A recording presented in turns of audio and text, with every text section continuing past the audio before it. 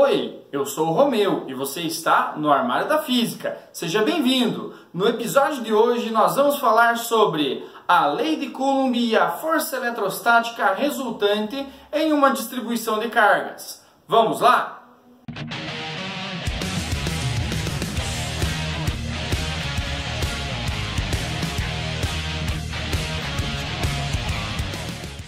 Você já deve ter ouvido falar a respeito daquela frase de que os opostos se atraem e os iguais se repelem. Mas de onde que vem essa frase? Na verdade, esta é a lei de Dufay, que está inserida no contexto da eletrostática, em que cargas elétricas de mesmo sinal apresentam interação de repulsão e cargas elétricas de sinais diferentes, positivo e negativo, elas vão apresentar o comportamento de atração. Agora, a lei de Dufay ela não nos permite calcular a intensidade dessa carga. Essa intensidade ela pode ser mensurada a partir pela lei de Coulomb. Charles Auguste de Coulomb foi o físico e engenheiro francês que nos permitiu calcular, através de seu experimento com balanças de torção, a intensidade da força elétrica exercida entre cargas. Como é que funciona essa lei matemática? Veja. Então, a força eletrostática ela é diretamente proporcional ao produto dos módulos das cargas e inversamente proporcional ao quadrado da distância que separa essas cargas.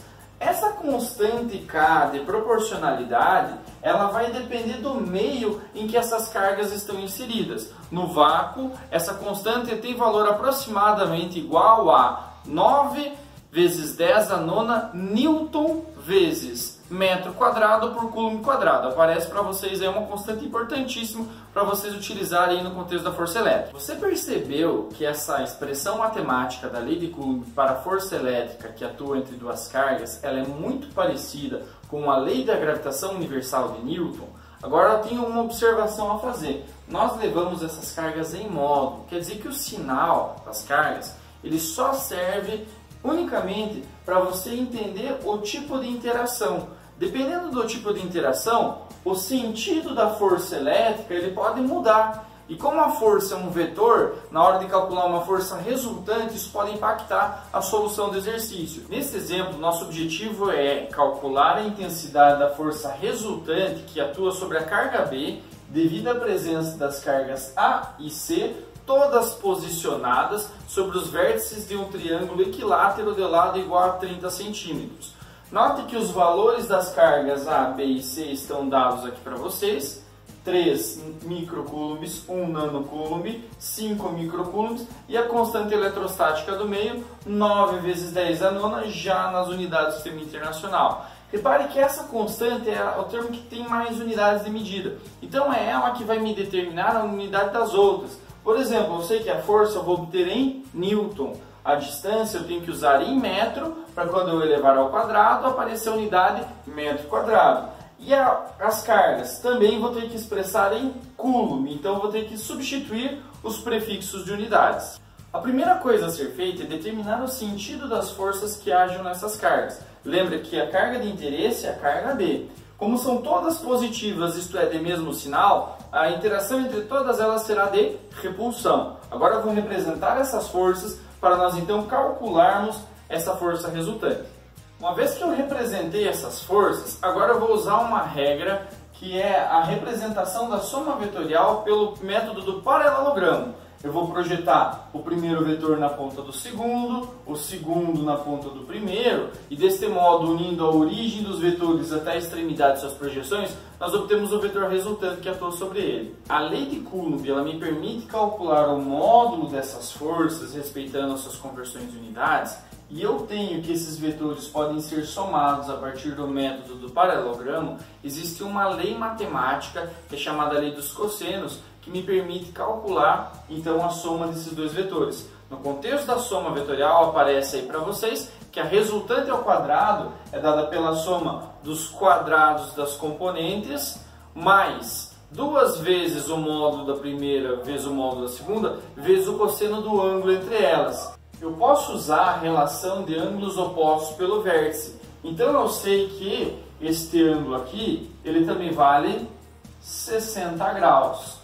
Então, nós vamos agora fazer o cálculo. Se você quiser calcular separadamente cada uma dessas forças e aplicar para a lei dos cossenos, você já consegue verificar aí o valor dessa força resultante. Da expressão da lei de Coulomb, nós podemos calcular a intensidade entre as cargas A e B e C. Note o seguinte, a força é expressa pela constante eletrostática do meio, 9 vezes 10 a nona para as duas cargas, nas unidades já do sistema internacional. O produto das cargas aqui eu tenho que usar. Unidade microcoulomb, letra grega mi, significa 10 a menos 6. Nanocoulomb, letra nzinho minúsculo, significa 10 a menos 9. E a distância? Não pode usar a distância em centímetros. 30 centímetros equivale a 0,3 metros, deixando em notação científica 3 vezes 10 a menos 1 metro. Fica mais fácil para fazer então o cálculo aí quando se eleva ao quadrado. Note o seguinte, a distância está dividindo aqui, então quanto maior for a distância, menor a força. Verdade, agora são grandezas inversamente proporcionais? Não é bem assim. Veja, a distância aqui na expressão da força elétrica, ela está elevada ao quadrado. Então eu posso dizer que a força ela é inversamente proporcional ao quadrado da distância. Isto é, se eu dobrar a distância, por exemplo, a força cai a 1/4, que é, no caso, o inverso de 2 ao quadrado. Se eu triplicar a distância, a força cai a 1/9.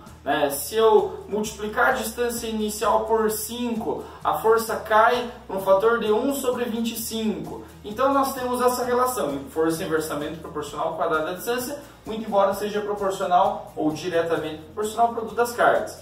Então, substituindo aqui os valores, QA vale 3 micro equivale 10 a menos 6, QB 1 nano 10 a menos 9. Quando a gente multiplica a potência de mesma base, repita a base e soma os expoentes, na exponenciação aqui, ó, eu vou repetir a base e elevar os 2 ao quadrado, eu vou repetir a base 10 e multiplicar os expoentes, por isso que apareceu esse menos 2. Divisão de potências de mesma base, você repete a base e diminui os expoentes. Fiz a mesma coisa para a força entre as cargas B e C, de modo que nós temos aqui a força entre a carga B e A, 3 10 a menos 4 newtons, e a força entre as cargas B e C, 5 vezes 10 a menos 4. Veja essa notação.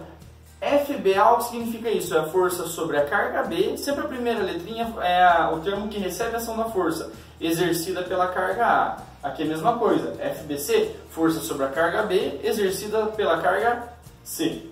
Uma vez que nós já temos essas duas forças e a soma vetorial das duas me dá a força resultante sobre a carga B, nós podemos aplicar aqui na lei dos cossenos, certo? Já substitui os valores e lembra, olha a regrinha, se é uma potência de potência, repete a base e multiplica os expoentes. Então eu elevei tanto 3 ao quadrado é 9, 10 a menos 4 ao quadrado é 10 a menos 8. Fiz a mesma coisa aqui, porque cosseno de 60 graus era um triângulo equilátero, de acordo com a relação de opostos pelo vértice, a gente viu que o ângulo entre esses dois vetores força é de 60 graus. Por isso que é mais importante você saber identificar aí vetorialmente a direção e o sentido de cada força. Veja que aqui, se tivesse uma carga negativa, não importaria o sinal, porque o que importaria seria o sentido e a direção daquele vetor e o ângulo formado entre eles, para podermos fazer aqui uma soma vetorial, certo? Bom, nós temos que a força resultante ao quadrado sobre a carga B é igual a 49 vezes 10 a menos 8 Newton quadrado. Mas eu não quero a força em Newton quadrado, eu vou precisar tirar essa raiz. Como é que eu vou fazer isso? Então, vamos com calma. Para isolar a força resultante, temos que tirar essa raiz quadrada. A raiz quadrada de 49 é fácil, todo mundo sabe que é 7. Mas agora, eu tenho aqui 10 a menos 8, então eu vou tirar a raiz quadrada de uma potência. Aparece aí para vocês uma propriedade matemática, em que a raiz enésima de um número A elevado a um expoente m pode ser escrita como uma potência de base A elevada a m sobre n. Então, o nosso m é o expoente já do A, eu repito, e o n, que é o índice da raiz quadrada, fator da raiz que eu estou extraindo, no caso a raiz quadrada é fator 2. Então ele vai passar a dividir esse expoente. Se na potência de potência eu repito a base e multiplico os expoentes, na raiz de potência eu repito a base e divido os expoentes. Por isso apareceu esse fator 2 aqui sobre o 8, dividindo. Então nós temos que a força resultante em módulo, ela é 7 vezes 10 a menos 4 newtons sobre essa carga B e pronto, já está resolvido o problema. Então, observação, se eu diminuir o número uma casa, veja, eu posso aumentar o expoente em uma unidade, Menos 4 mais 1 é menos 3. Ele é negativo, mas ele ficou menos negativo. Está se aproximando do zero. Por que fazer isso? Às vezes, essa potência de base 10 a menos 3 é um prefixo de unidade conhecido. Ele é o milli. Então, eu posso representar 7 10 a menos 4 newtons de força ou 0,7 milinewtons de força. E eu sei que o milli vale 10 a menos 3, é um milésimo da unidade. E está representado, então, aí a intensidade da força eletrostática que atua sobre essa carga B devido à presença das outras cargas. E aí, curtiu? Então continua ligado no canal. Logo mais, campo elétrico, potencial e trabalho realizado pela força elétrica. Muito obrigado pela companhia e até a próxima! Obrigado por assistir o nosso vídeo. E se você gostou, deixe um joinha e se inscreva no nosso canal. Até a próxima!